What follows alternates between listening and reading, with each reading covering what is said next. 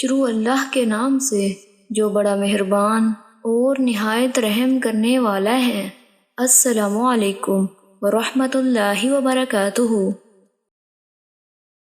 حضرت ابو ہریرہ رضی اللہ تعالیٰ عنہ سے مروی ہے کہ رسول اللہ صلی اللہ علیہ وآلہ وسلم نے فرمایا، جس شخص نے دنیا طلب کی اس نے آخرت خراب کر لی، اور جس شخص نے آخرت طلب کی اس نے دنیا کا نقصان اٹھایا، تو باقی رہنے والی چیز کے لیے فنا ہونے والی کا نقصان برداشت کر لو۔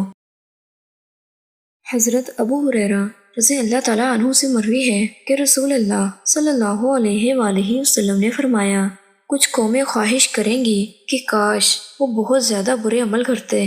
صحابہ نے پوچھا، اے اللہ کے رسول صلی اللہ علیہ وآلہ وسلم، اس وجہ سے آپ صلی اللہ علیہ وآلہ وسلم نے فرمایا، وہ لوگ جن کی برائیاں اللہ تعالیٰ نیکیوں میں بدل دے گا۔